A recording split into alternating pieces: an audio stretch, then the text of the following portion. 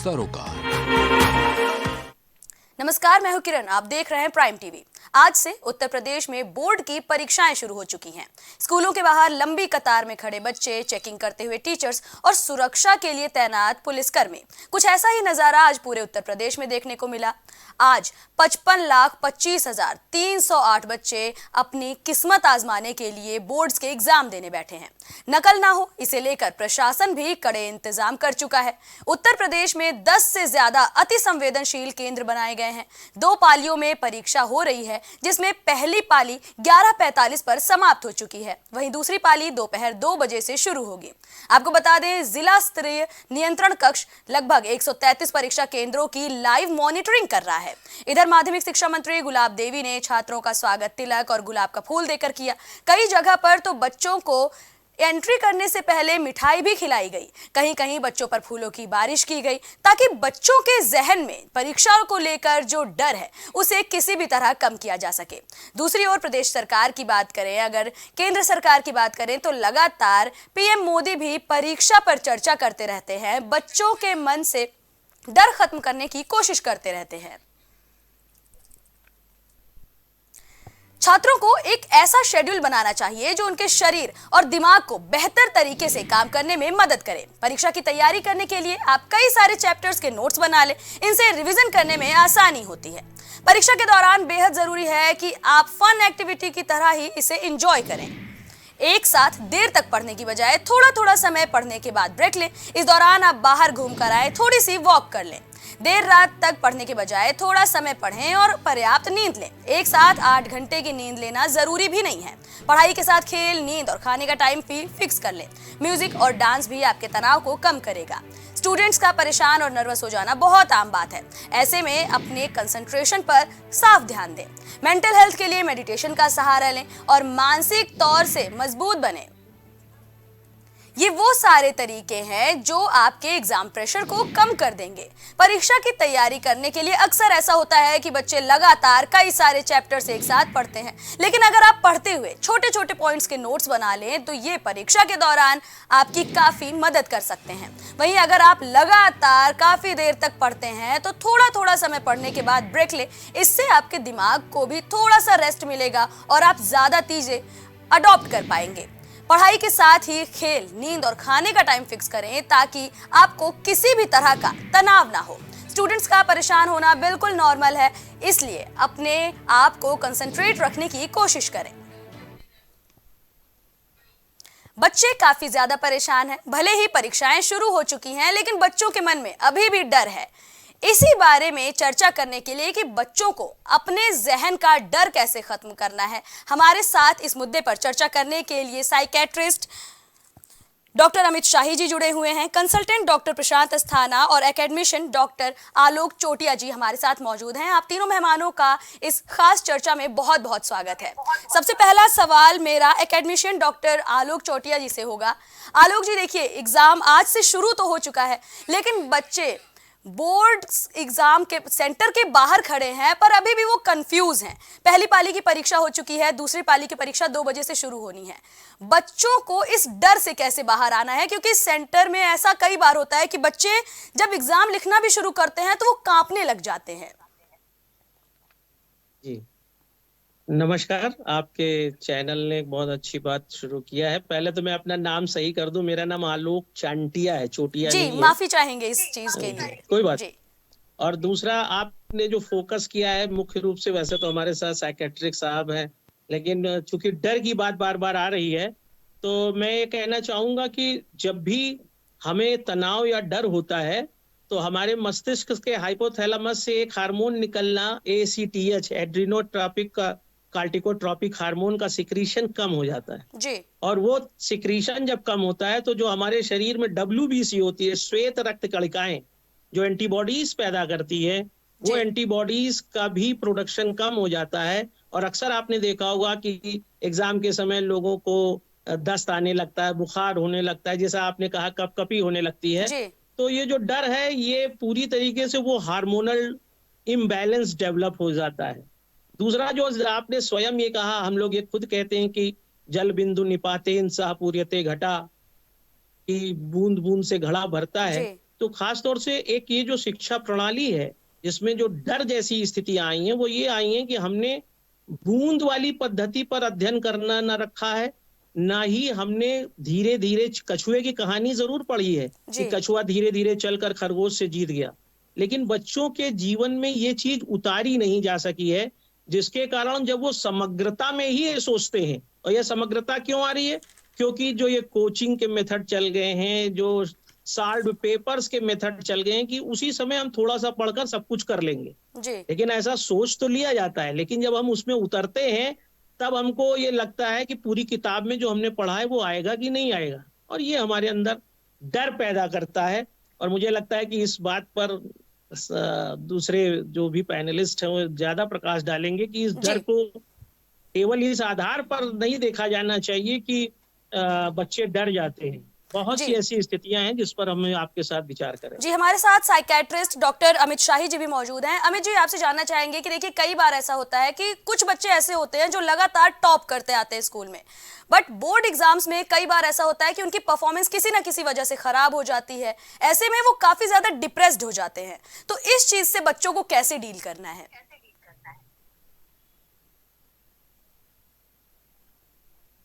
हाँ, मेरे से पूछा जा रहा है।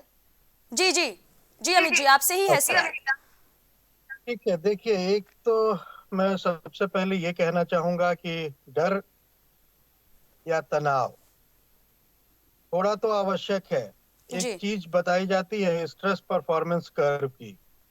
थोड़ा स्ट्रेस होगा तो थोड़ा परफॉर्मेंस इंक्रीज होगा, एक लेवल तक जाता है। तो उतना स्ट्रेस हम सबको अपने दिनचर्या को अच्छे से गति देने के लिए आवश्यक है कि थोड़ा स्ट्रेस हो। जी लेकिन उसके बाद हमें स्ट्रेस मैनेजमेंट आना चाहिए, जी उसका प्रबंधन आना चाहिए। वो ऐसा न करे कि एक लेवल के बाद लिमिट ऑफ प्लास्टिसिटी में जाता है और परफॉर्मेंस अचानक से गिर जाती है, खत्म हो जाती है, जी जब वो हमको पढ़ने नहीं देगा, याद नहीं करने देगा। तो एक स्ट्रेस है, उसको हम बुरा नहीं मानेंगे, जिसको यू स्ट्रेस कहते हैं वो होगा। उतने में हम अपनी पढ़ाई करते हैं, सभी बच्चों के साथ होता है, पढ़ते हैं, अच्छा एग्जाम देते हैं। मोटे तौर पे हर व्यक्ति के साथ यही प्रक्रिया चलती है। जी तनाव कहीं कहीं तकलीफ देह हो जाता है। बच्चों से एक संदेश यही रहेगा कि ऐसा कुछ है नहीं जिसका समाधान नहीं है। परीक्षा आ रही है, इसको भी एक रूटीन दिनचर्या की तरह से लीजिए। आपकी परीक्षाएं शुरू हो गई हैं, रोज ही आप परीक्षा देते रहे हैं, अपने क्लास टेस्ट देते रहे हैं, डे टू डे देते रहे हैं, जी पार्ट कंप्लीशन देते रहे हैं, कुछ ना कुछ टेस्ट देते रहे हैं। वैसे ही इनको भी एक सहज भाव में स्वीकार करिए, जी परीक्षा दीजिए। जैसा आप सदियों से कहा जाता है कि आपके हाथ में कर्म है, अपना कर्म आप करिए, पूरी शिद्दत से करिए, पूरी मेहनत से करिए। फल की चिंता भी मत करिए, और फल कुछ ऐसा नहीं होने जा रहा है कि जो आपको विफल कर देगा। जी जो हमारे भी फल साथ इस आएगा वो आपको कुछ दे के जाएगा। जी हमेशा सकारात्मक ये रहिए कि हमने जो पढ़ा है वो लिखेंगे, जो लिखा है उसका हमको आंसर मिलेगा। निश्चित अच्छा ही होता है अच्छा सोचने से।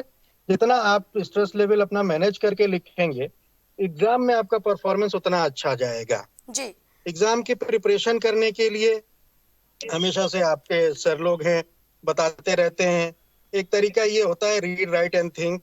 आप पहले पढ़िए, उसको लिखिए और रिकॉल करिए, तो काफी कुछ चीजें आपके जहन में बैठती जाती हैं जो आपको एग्जाम टाइम में बहुत फियर नहीं देती हैं कि अब एग्जाम आ गया, कैसे करें, हड़बड़ा गए हैं। जी मोटे तौर पे आप एक कोई भी टॉपिक उठाएंगे तो अधिकांशतः चीजें आपको याद आएंगी, दो चार चीजें आप देख लेंगे, तो फिर ऐसे तेजी से आप आगे बढ़ते रहेंगे। जी और नहीं सुनाई दे रहा है।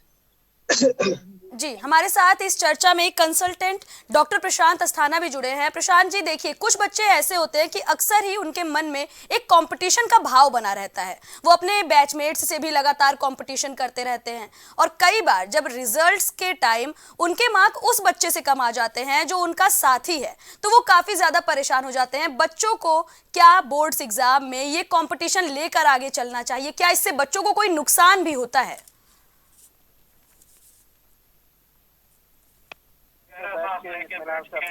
अपने सांस को महसूस करिए और फिर से अपना परफॉर्म करना शुरू। हेलो जी डॉक्टर प्रशांत, आप तक आवाज हमारी पहुंच रही है? हाँ, मैं ये कहना चाहूंगा कि डॉक्टर शाही ने और डॉक्टर आलोक ने काफी बातें बताई स्ट्रेस के बारे में। जी जनरली जो आपका प्रश्न है वो पहले से ही इसकी तैयारी जो एग्जाम की है ये हमारे गार्जियन की भी जिम्मेदारी होती है। जी जो हमारे पेरेंट्स हैं वो जो बच्चों को झोंके जा रहे हैं, ये जो कंपटीशन है या कोटा फैक्ट्री या जो कोटा या इस तरह की जो एजेंसी कोचिंग इंस्टीट्यूट्स हैं, ये केवल बोर्ड एग्जाम से रिलेटेड नहीं है। ये जो हमारे समाज का जो पैटर्न है वो बदलता जा रहा है। हम अपने बच्चों को हमेशा टॉप कराना चाहते हैं। इस भावना से पहले बच्चों गार्जियन को दूर होना पड़ेगा, तभी वो बच्चों के ऊपर असर आता है। आपकी फैमिली में जो जैसा माहौल है, बच्चे हैं उनको आप सीरियस, पढ़ाई के प्रति सीरियसनेस एक अलग चीज होती है, और टॉप करना या हमेशा 90% के ऊपर आना ये एक अलग चीज होती है। जी भगवान ने जो भी बच्चे हैं सबकी अलग अलग क्षमताएं होती है। हम लोगों के जमाने में पहले बायोलॉजी का मतलब डॉक्टर होता था और मैथ्स का मतलब इंजीनियर होता था। वो जो वैश्विक चेंजेस आए हैं, जो हमारा हिंदुस्तान भी इंटरनेशनली इतना रिकॉग्नाइज हो गया है, तो दुनिया भर के कोर्सेज आ चुके हैं। कोई जरूरी नहीं है कि कोई बच्चा मैथमेटिक्स में टॉप करे या बायो में टॉप करे। वो एनिमेशन में जा सकता है, आर्ट्स में जा सकता है, फिल्म इंडस्ट्री में जा सकता है, फोटोग्राफी में जा सकता है। तो बच्चों की रुचि को देखें और घर का माहौल ऐसा बनाएं कि बच्चे उसमें अपने आप को खुश पाएं। जी कोई भी बच्चा अपने आप से विद्रोही या कोई भी बच्चा खराब नहीं होता है। जी हाँ, एग्जाम की सीरियसनेस एक अलग चीज है जो उसे 1 महीने, 1.5 महीने, 2 महीने पहले से शुरुआत करा देनी चाहिए। ये गार्जियंस का है, क्योंकि ये जो बच्चों की उम्र होती है बोर्ड की, वो 15, 16, 17 साल की होती है। जी ये एक एडोलेसेंट एज होती है। वो बच्चे परेशान हो जाते हैं, और जो पीयर स्ट्रेस, एक डॉक्टर साहब ने नाम शायद नहीं लिया, ये पीयर ग्रुप का जो स्ट्रेस होता है ना, कि मैंने इतना पेज कर लिया, मैंने इतने टॉपिक्स कवर कर लिए, ये अनावश्यक एक प्रेशर होता है बच्चों के आपसी, जो उनके जो साथी होते हैं। जी इससे भी इनको हैंडलिंग जो है सिखानी चाहिए बच्चों की, कि सबका अलग अलग होता है। और नींद जी को जो बात हुई थी, नींद प्रॉपर लें अपना। फलों का सेवन जरूर बच्चों को कराना चाहिए, जैसी बात हुई थी पहले कि न्यूट्रिएंट्स अच्छे होने चाहिए, सादा भोजन कराना चाहिए।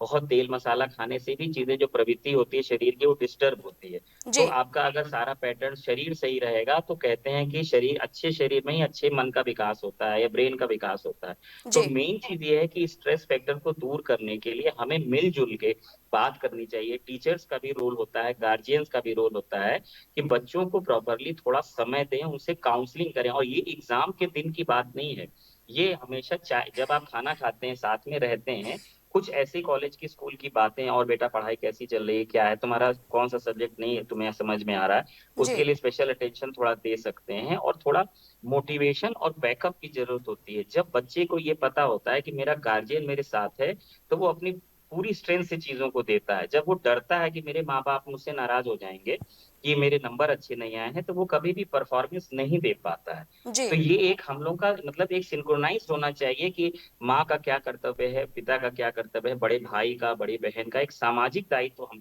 लोगों का जी होता है, जो उस डर को निकाले। जी जी डॉक्टर आलोक, हम आपसे ये जानना चाहेंगे कि देखिए, बच्चों का अक्सर ये होता है कि कुछ सब्जेक्ट्स उनके लिए ऐसे होते हैं कि वो उन्हें हमेशा टफ मान कर ही चलते हैं। अभी भी कुछ, भले ही परीक्षा का शेड्यूल सामने आ चुका है, बट अभी भी कुछ सब्जेक्ट ऐसे होंगे जो बच्चों को लग रहा होगा कि इसमें तो फेल होना तय है। बच्चे उन सब्जेक्ट्स के एग्जाम की तैयारी कैसे करें? देखिए, मैंने जो भी पैनलिस्ट की बात सुनी, उस पे पहले मैं कहूंगा कि हमारे यहाँ जो शिक्षा पद्धति में एक छोटा सा बदलाव आता चला गया है, उस पर बहुत ज्यादा ध्यान दिए जाने की आवश्यकता है। जी मैं आपके चैनल के माध्यम से बताऊं कि हिटलर जो था, वो चित्रकार बनना चाहता था, लेकिन उसके माता पिता नहीं उसको चित्रकार बनाना चाहते थे। विश्व ने एक तानाशाह पाया। जी उसी जगह पर आइंस्टीन के स्कूल वाले, जो आप सब्जेक्ट की बात कर रही हैं, आइंस्टीन को अपने कोई विषय ही नहीं समझ में आते थे, जी तो वो पढ़ने में उनका मन नहीं लगता था, टीचर्स उनका बहुत डांटता था। अंत में वो एक पत्र लिखते हैं उनकी माँ को, और वो माँ कहते हैं जाके अपनी माँ को दे देना। माँ उस पत्र को देखती हैं और पूछती है, वो पूछता है या पूछते हैं, सॉरी, जी जी तो वो कहते कुछ नहीं, ऐसा ही एक पत्र है। कालांतर में जब आइंस्टीन बड़े हुए हैं और उसी सेल्फ में वो लेटर पाते हैं, तो उसमें लिखा हुआ था कि आपका लड़का इस कदर का बेवकूफ है कि अगर इसको मैंने अपने स्कूल में रखा तो मेरे सारे स्कूल के दूसरे बच्चे बर्बाद हो जाएंगे, जी इसलिए इसे आप निकाल लीजिए। तो वो सोचते हैं कि मेरी माँ ने मुझे ये बात बताई क्यों नहीं। और मैं आपके चैनल के माध्यम से बताना चाहता हूं कि बच्चों का प्रोत्साहन अगर आपने नहीं किया, अगर उस दिन आइंस्टीन का प्रोत्साहन उनकी माँ ने न कर दिया होता, तो विश्व को E=mc² ना मिलता। जी तीसरा उदाहरण आप विष्णुगुप्त चाणक्य कौटिल्य का लीजिए, जिसे स्कूल में पढ़ने तक की अनुमति नहीं दी गई। उसे कहा गया तक्षशिला में तुम्हारे लिए स्थान नहीं है, तो उन्होंने कहा मुझे अच्छा बाहर ही पढ़ने का अवसर दिया जाए। और तक्षशिला में उन्हें कक्षा में बैठने का परमिशन नहीं थी, और जी जब उन्होंने एग्जाम दिया और उसमें वो टॉप किए।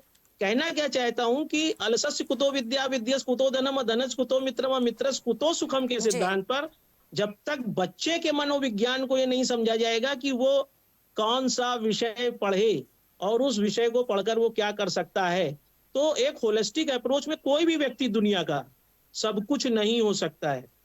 और जी यही कारण है कि जो बच्चों में ये डर रहता है, किसी में उन्हें सहजता रहती है, किसी में उन्हें सहजता नहीं रहती है। जी मैं अपनी खुद बात करता हूँ, मुझे आज तक लगता है कि गणित मेरे लिए बहुत कठिन विषय है, जी और मैं गणित को ऐसा लगता था कि अगर मैं गणित की इक्वेशंस को रट लूं तो शायद मेरा एग्जाम निकल जाए। जी तो ये मैं आज तक नहीं समझ पाया कि मेरे दिमाग में ये बात क्यों बैठी रह गई। मैं जब भी कोई मैथ्स की बात करता मैं कट जाता था, और मैं जी हमेशा मैथ्स का विद्यार्थी भी रहा, मैंने कभी मैथ्स छोड़ी भी नहीं। तो ये आपकी दृढ़ता पर विश्व करता है, और वो माता पिता के प्रोत्साहन पर करता है कि अगर बच्चे किसी भी विषय को कठिन पा रहे हैं तो उस विषय को लेकर उनका प्रोत्साहन आप करिए, उन्हें हतोत्साहित न करिए। सापेक्षता का जीवन न जीजिए कि मिस्टर वर्मा का लड़का क्या कर रहा है, मिस्टर शर्मा की लड़की क्या कर रही है। जी आपका अपना बच्चा जो है, आप कहते हैं child is the father of man, हमारे भारतीय परंपरा में इसका कोई अर्थ ही नहीं समझा गया। एक तरफ ये मानते हैं कि बच्चा सब कुछ अपने बारे में अच्छा समझ रहा है, लेकिन आप बच्चे की इच्छा के अनुरूप उसे पढ़ने ही नहीं देना चाहते हैं। आप कहते जरूर है कि बच्चा भगवान की मूरत है, लेकिन आपने उसे बिल्कुल वो पत्थर का समझ लिया है भगवान, जिसके सामने सिर्फ आपको कहना है, उसको सुनने का हमारे पास कोई समय ही नहीं है। और जी इन सब कारणों से बच्चा उस प्रेशर में चला जाता है।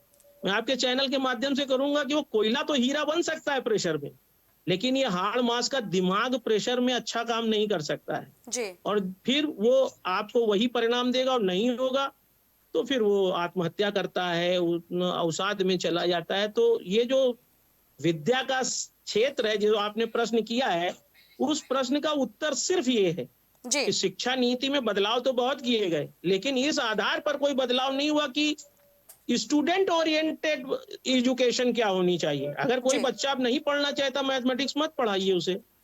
फिजिक्स जी नहीं पढ़ना चाहता, मत पढ़ाइए। आप ये क्यों थोप रहे हैं कि वो विषय तुम्हें पढ़ना ही पड़ेगा। तो जी जब पढ़ना ही पड़ेगा, फोर्स्ड बंधुआ मजदूरी बंद हो गई।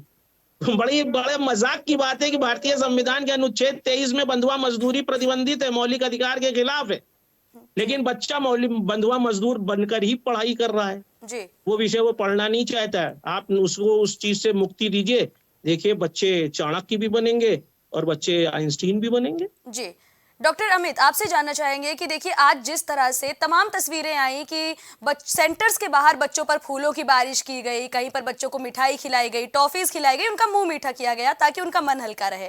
क्या इन चीजों का एग्जाम से पहले बच्चों के मन पर अच्छा असर पड़ा होगा? बिल्कुल, चीजों को सामान्य सरलीकरण जो प्रक्रिया है ये वही है। जी परीक्षा आ रहा है, आप उसको तनाव में लेके एक माहौल बनाए रहेंगे, शांत गैलरी, उसमें चुपचाप जाना, सब आपस में किताब लेके पलट रहे हैं, उस तरीके को छोड़िए जी और आप थोड़ा सामान्य होइए।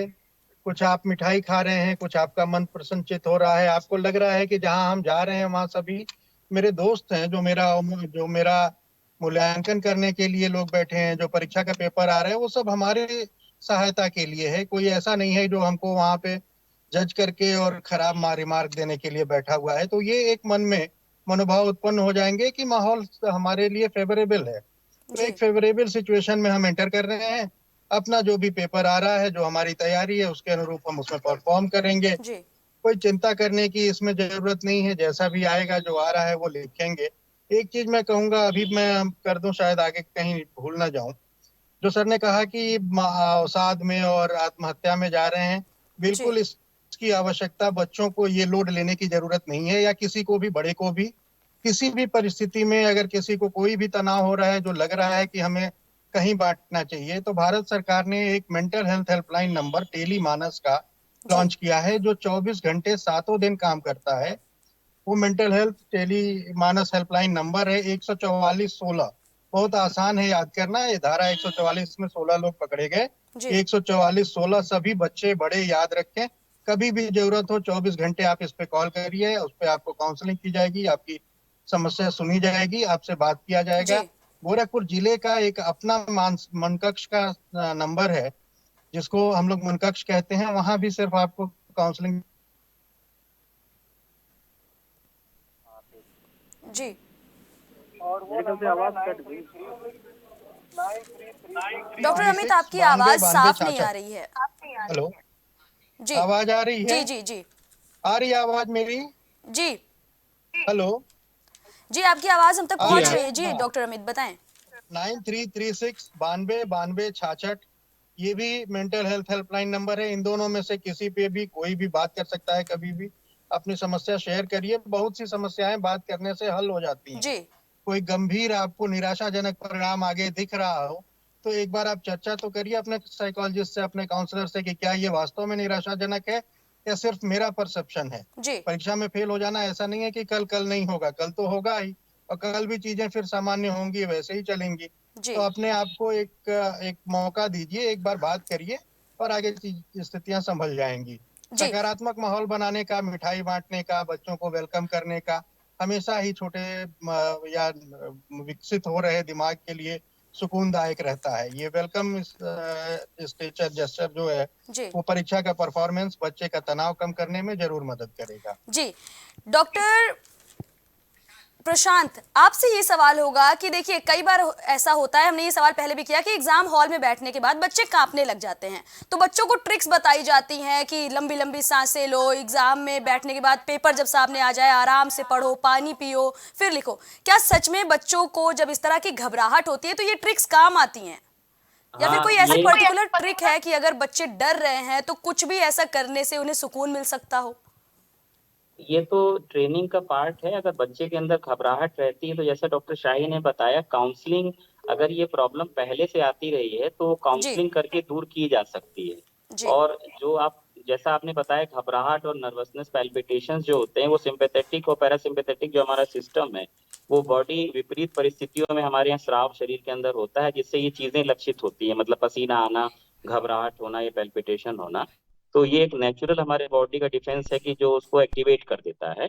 इसका तरीका यही है कि अगर बच्चे मानसिक रूप से पहले से काउंसिल्ड रहेंगे तो ये चीजें आएंगी नहीं। जी लेकिन अगर ऐसा होता है तो हमेशा बच्चों को ये समझाना चाहिए कि पेपर को एक बार पढ़ने के बाद थोड़ा सा 2 मिनट का पॉज लेना चाहिए। 2 से 3-4 मिनट का पॉज लेके ये सोचना चाहिए कि कौन से प्रश्न हमें बहुत अच्छे से आते हैं और कौन से प्रश्न हमें थोड़ा सा समय लेना पड़ेगा। जी उस हिसाब से बोर्ड्स में भी और भी स्कूलों में ये ऐसा एग्जाम में कहा जाता है कि आप कोई भी क्वेश्चन पहले कर सकते हैं। जी तो उसमें जो क्वेश्चन सबसे अच्छा आता है उसके बारे में ध्यान से सोच के लिखना शुरू कर देना चाहिए। और जी चूंकि हम सभी उस फेज से बाहर आए हैं, ये देखा गया है कि जब परीक्षा शुरू हो जाती है और उस बच्चे ने थोड़ी बहुत भी पढ़ाई की है, तो उसको लिखना वो शुरू जब करता है तो कॉन्फिडेंस लेवल बढ़ने लगता है। जी तो जो ये घबराहट के लक्षण है वो अपने आप धीरे धीरे करके वॉश हो जाता है। जी और जब हमारा ब्रेन उस पे एक्टिव हो जाता है तो ये सारी चीजें जो परेशानियां, पैल्पिटेशन है, वो सब दूर हो जाती हैं।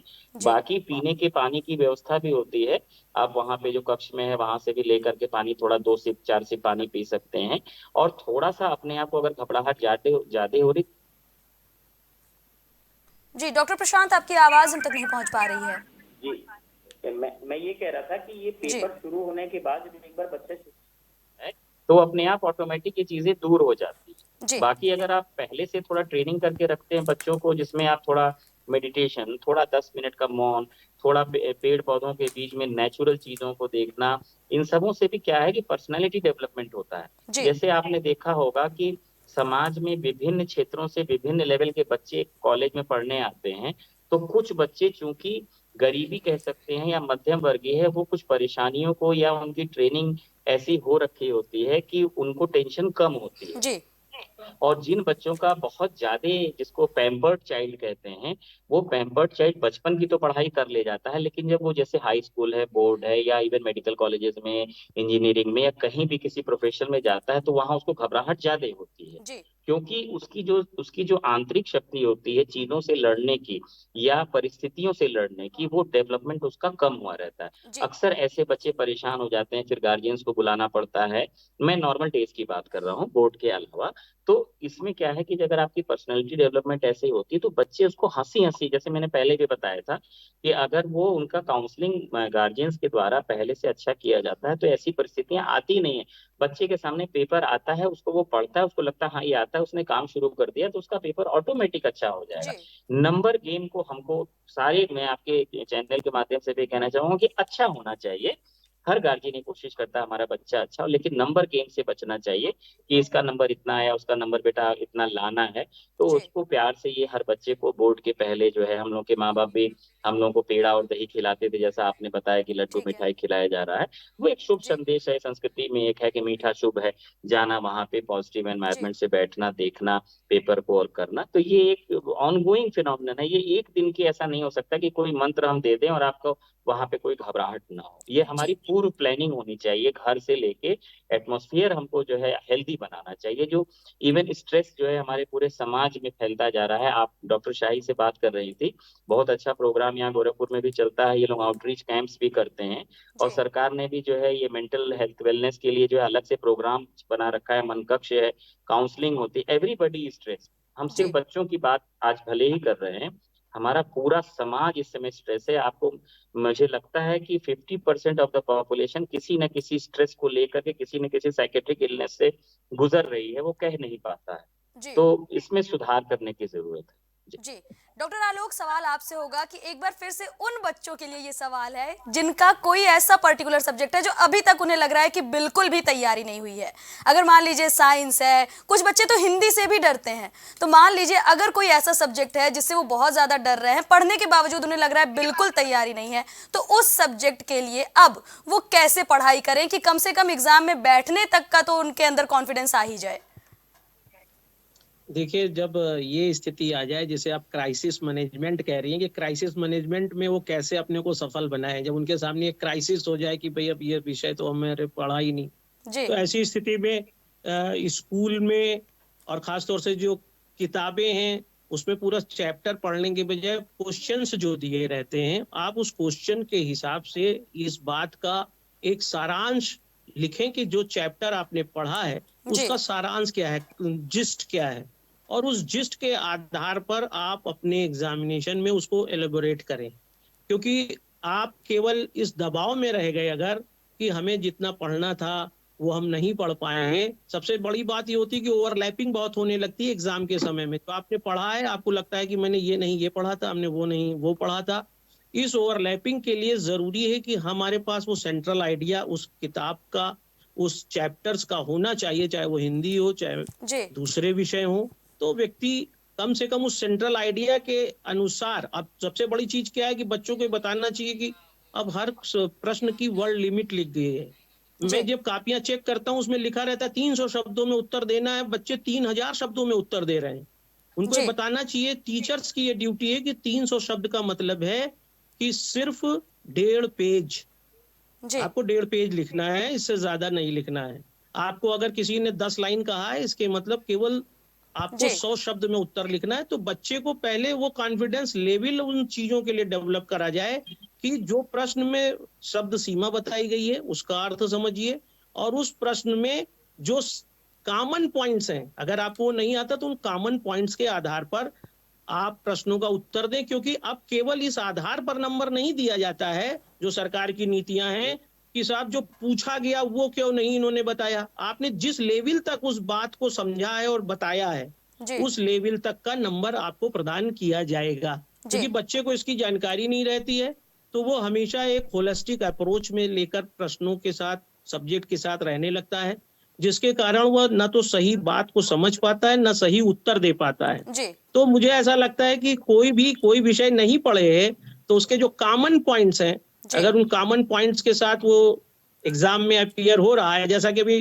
डॉक्टर साहब कह रहे थे कि सकारात्मक प्रभाव से भी बहुत अच्छा कार्टिसोल लेवल वगैरह बहुत अच्छा हो जाता है, जी और उसके कारण बच्चा फ्री माइंड से इस बात को सोच सकता है। मैं आपके चैनल के माध्यम से इसी को कहूंगा कि ये तो बना दिया गया है कि 3 घंटे का पेपर होगा। जी आप जितने पैनलिस्ट हैं वो सभी मान रहे हैं कि आज ये कॉमन पॉइंट है कि स्ट्रेस हो रहा है। जी तो 5 मिनट बिना कॉपी बिना पेपर खुले कम से कम वहां पे जी कोई ऐसा जी इंचेंट का माहौल क्रिएट किया जाए जिसमें बच्चा मेंटली पहले जी काम एंड कूल होकर ये समझे कि जो प्रश्न आया है वो प्रश्न में उसे उन कॉमन पॉइंट्स को भी देखना है कि उसे वो चीजें आती हैं। जी हो सकता है कि वह पूरी तरह से ये नहीं समझ पा रहा हो कि आनुवांशिकी में मेंडलवाद क्या है, जी लेकिन वो मेंडल को जानता है, वो आनुवांशिकी को जानता है। जी इसके आधार पर वो 4 लाइन 10 लाइन उसमें लिख सकता है, तो वो प्रश्न उसका नहीं छूटेगा और उस 10 लाइन से उसे उस बात का नंबर मिलेगा। जी जब ये बातें हम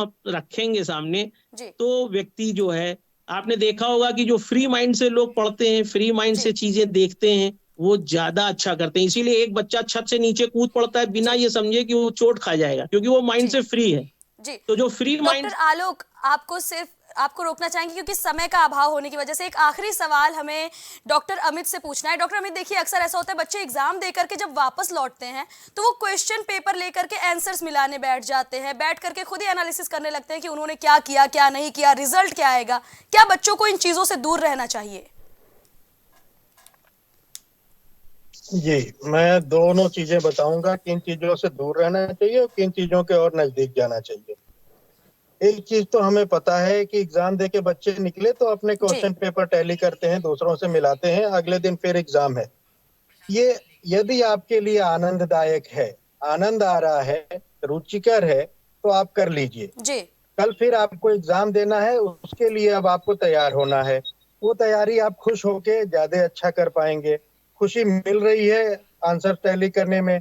अब उसमें समस्या ये आएगी कि कहीं कोई चीज कंफ्यूजन होगा कि मैं सही हूं कि दूसरा सही है, और उसको लेकर के हम किसी दुख में ना जाएं जी कि हमारा तो गलत हो गया है। जी तो जो कर दिया है वो अच्छा कर दिया है। आप टैली करना चाहते हैं, अगर आपको आनंद आ रहा है तो आप करिए।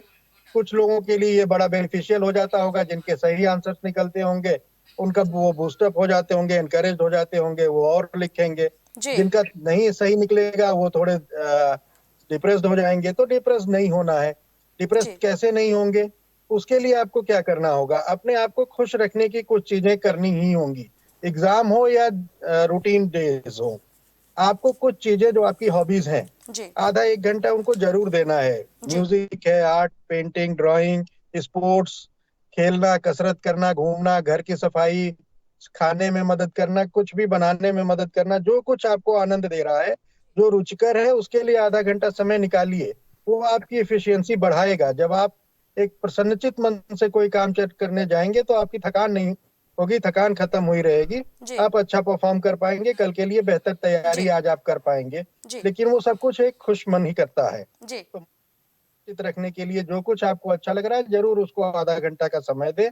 पेपर्स आप टैली कर रहे हैं, आके आंसर्स चेक कर रहे हैं, अगर आपके पास टाइम है, मान लीजिए कल का सब्जेक्ट बड़ा है, मैथ, साइंस, कुछ भी हो, इंग्लिश, हिंदी, बड़ा जी सब्जेक्ट है, आपके पास टाइम नहीं है और फिर आपने अपना समय उसमें लगा दिया आज के क्वेश्चन पेपर को चेक करने में, जी फिर आपके स्ट्रेस बिल्डअप होगा, फिर आप हड़बड़ी में आएंगे, तैयारी नहीं कर पाएंगे, रात में पूरी नींद नहीं ले पाएंगे। जी नींद बहुत जरूरी है। डाइट और स्लीप जी दोनों का हाइजीन बहुत जरूरी हो गया है एग्जाम में या रूटीन में रोज ही। जी अच्छी नींद लीजिए और जी अच्छा डाइट लीजिए, थोड़ा एक्सरसाइज करिए, फिर आप अपने काम माइंड से जाइए, एग्जाम में बैठिए, जो आपको आ रहा है अच्छे से परफॉर्म करके आइए। जी एक और सुझाव मेरे मन में जो आ रहा है, व्यक्तिगत है, पर हम लोग इससे बड़ा लाभान्वित हुए हैं जी जी कि अगर कोई चीज पूछा गया है और नहीं समझ आ रहा है, जी तो आप एग्जैक्ट आंसर नहीं पता है तो कुछ तो लिख दीजिए। क्वेश्चन जी खाली छोड़ने की सलाह नहीं दूंगा, कुछ जो आपको उसके समझ में आ रहा है जी वो आप लिख दीजिए। हम अपना एक उदाहरण देंगे। एक हमारे में एग्जाम्पल के तौर पे मान लीजिए क्वेश्चन आया कि फला बीमारी का मैनेजमेंट लिखना है। जी अब वो बीमारी एक बीमारी का सब टाइप है, नहीं समझ में आ रहा है उसका मैनेजमेंट, बीमारी टाइप में आ रही है तो लिख दीजिए। जो कुछ भी आप लिखेंगे, सर ने कहा ना कि आपका अप्रोच क्या रहा उस जी क्वेश्चन के प्रति, उस पर भी कुछ आपको मार्क्स मिल जाएंगे। जी तो आप अपना अप्रोच जरूर दिखा दीजिए कि हाँ हमारे पास कुछ है, मैं ऐसा बताना जी चाहता हूँ। ये जवाब देने के लिए आपका धन्यवाद डॉक्टर अमित। आखिरी सवाल डॉक्टर प्रशांत आपसे होगा। जैसे अभी डॉक्टर अमित ने भी बताया, डॉक्टर आलोक ने भी बताया कि बच्चों को थोड़ा सा स्ट्रेस फ्री रहने के लिए कुछ ना कुछ एक्टिविटीज करना जरूरी है। क्या ये एक्टिविटीज बच्चों का स्ट्रेस लेवल कम करने में बहुत ज्यादा मददगार होती हैं? बहुत ही इम्पोर्टेंट फैक्टर है ये, भले ही ये लास्ट क्वेश्चन है आपका।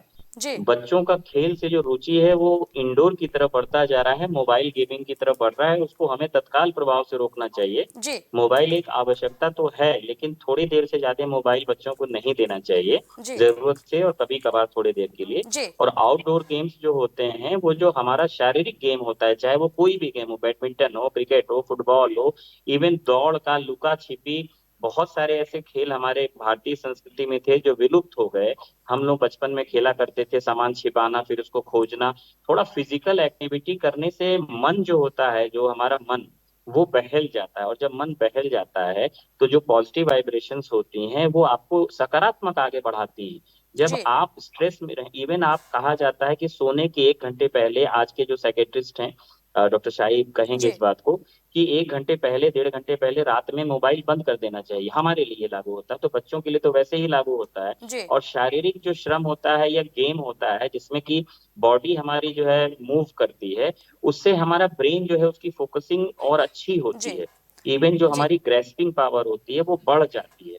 इसलिए बच्चों को, जिस भी एज के वो बच्चे हैं, अगर एडोलेसेंट है, जो भी वो खेलना चाहें, थोड़ा सा आउटडोर गेम्स, इवन मैं तो कहूंगा एग्जाम में भी, एग्जाम के शेड्यूल में भी आधे घंटे का समय एग्जाम दे के आए बच्चे, खाना खाएं, थोड़ा रेस्ट कर लें, थोड़ा सा आधा घंटा 15-20 मिनट भी अगर वो खेलेंगे, जी और जिससे कि बहुत थकान ना हो, कि पढ़ाई में डिस्टर्बेंस ना हो, तो जी उससे उनकी ग्रेस्पिंग पावर बढ़ती है।